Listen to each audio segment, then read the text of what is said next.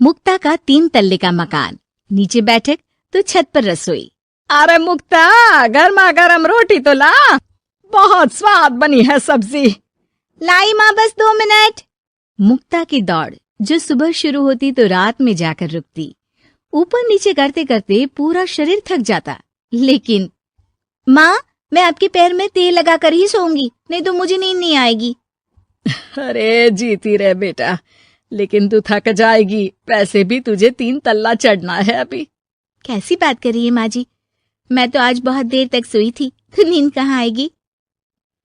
सास को कब नींद लग जाती पता ही नहीं चलता। अगले रोज, अरे मुक्ता, जरा सामने ठेले वाले से आलू तो ले आ, 5 किलो पापड़ बना देती हूँ। होली आ रही है, मेहमान आएंगे तो क्या कहेंगे कि इन लोगों के घर तो कुछ बना ही नहीं। माँ, मैंने सब बना लिया है, आप चिंता मत करिए। होली वाले दिन दही बड़ा और पकोड़ों का इंतजाम भी कर लिया है मैंने। सास को लगता है जैसे उसे न जाने कितनी गुणी और अच्छी बहू मिल गई। एक दिन मुक्ता की बुआ सास उन लोगों के घर आती है। अरे भाभी, आपने तो हीरा बहू पाई है बिल्कुल। हर एक काम को ऐसे कर रही है जैसे कि रोबोट। एक हमारी है, 2 रोटी खिला दे तो गनीमत समझो। अरे हम तो बेटे को देख के सोच रहे थे कि कलवासा है, पता नहीं कौन शादी करेगा, लेकिन देखो जय दूध से फपकती बहू आई है। हाँ भाभी, आप तो लक्की हो, लक्की। तभी वहां मुक्ता आ जाती है। क्या बुआ, काहे की लकी, देखो ना कैसा शरीर फूला जा रहा है।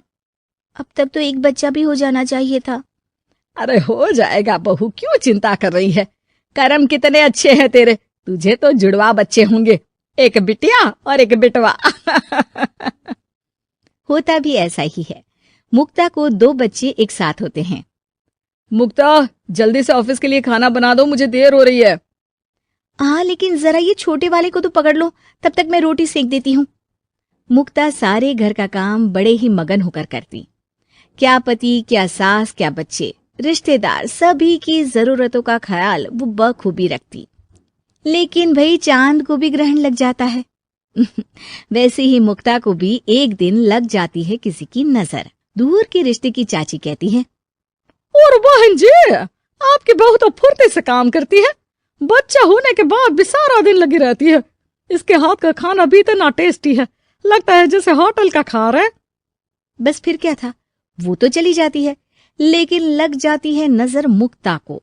शाम के वक्त, मुक्ता, कहाँ है बहू? हाँ माँ जी बोलिए, क्या हो गया, बच्चे को सुला रही हूँ। अरे बेटा, जरा चाय तो पिला दे। हाँ हाँ जरूर, बना लीजिए, मुझे कमरे में ही दे देना माँ जी, बहुत थकान लग रही है।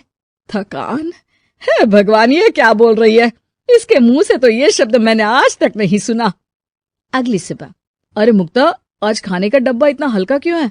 वो इसलिए क्योंकि मैंने सिर्फ रोटी और दाल बनाई है। अरे लेकिन मुक्ता, मैं तो नाश्ता, दिन का खाना, फिर शाम का स्नैक्स, फ्रूट, सलाद, ये सब लेकर जाता हूँ।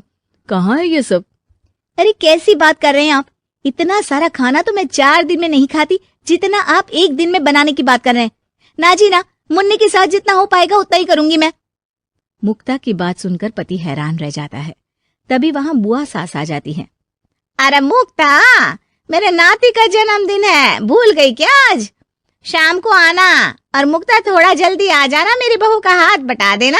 किचन में वो तेरी तरह स्मार्ट तो है नहीं कि फट फटाक से काम कर ले। अरे बुआ, कैसी बात कर दी, फट फटाक से काम कैसे हो जाएगा, हम बहुएं हैं, रजनीकांत नहीं। बुआ देखो, आप काम के लिए पास के लल्लू हलवाई की बीवी को बुला लो, वो मदद कर देंगी, मैं तो नहीं आ पाऊंगी। बुआ सास को समझ में नहीं आता कि ये वो मुक्ता है जो 50 लोगों का खाना बनाकर भी चेहरे की चमक खोने नहीं देती थी। वही मुक्ता भी अपने कमरे में जाकर बिस्तर पर बैठ जाती है कि सास की आवाज आती है। मुक्ता, क्या हो गया बेटा, आज दोपहर के खाने की तैयारी नहीं करनी क्या? अरे माँ जी, अब नहीं होता मुझसे 3 तल्ले में ऊपर नीचे करना, आप लोग रसोई को ऊपर ही ले आओ। अरे पैरों में इतना दर्द होता है कि बता नहीं सकती। अरे लेकिन तू तो बोलती थी कि इससे तू फिट रहती है। अरे काहे की फिट माँ जी, हालत खराब हो रखी है। कौन ऐसा मकान बनवाता है कि जहाँ सोने का कमरा अमेरिका में है तो खाने का लंदन में। अरे रसोई बनानी है तो जाओ अफ्रीका। ना जी ना, मुझसे नहीं होगा इस घर का काम। मुक्ता की बदली हरकत किसी को समझ में नहीं आ रही थी। अरे ये मुक्ता को क्या हो गया है? मुझे तो लगता है इसकी माँ ने पट्टी पढ़ाई होगी। और ना जी ना, मुक्ता की माँ यानी मेरी समधन तो देवी है देवी। वो तो अपनी बेटी को ऐसे संस्कार दे ही नहीं सकती। मुझे माजरा कुछ और ही लग रहा है। तभी वहां मुक्ता हाथ में प्लेट और सब्जी लेकर आ जाती है। माजरा? किस बात का माजरा? खैर माँ जी, जरा ये सब्जी तो काट दीजिए, और हाँ, इसके बाद मैं आटा यहीं दे जाऊंगी, गूंद देना। हाँ हाँ, तू एक काम कर बेटा, गैस चूल्हा भी यहीं दे दे, बना भी दूंगी। अच्छा ठीक है, शाम को इसका भी इंतजाम कर देती हूँ। ये बोलकर मुक्ता वहां से चली जाती है। हे भगवान, ये तो वो मुक्ता है ही नहीं। अरे एक बार तो मुझे याद है, मेरे जूते भी इसने मुझे अपने हाथ से पहनाए थे।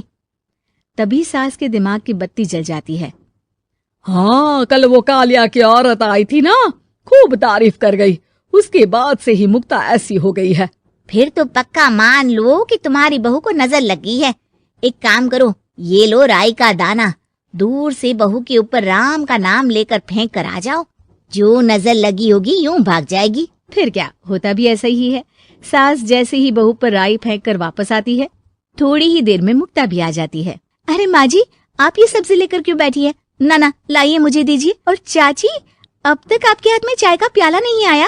रुकिए, मैं अभी लेकर आई। मुक्ता के जाने के बाद सास चैन की सांस लेती है।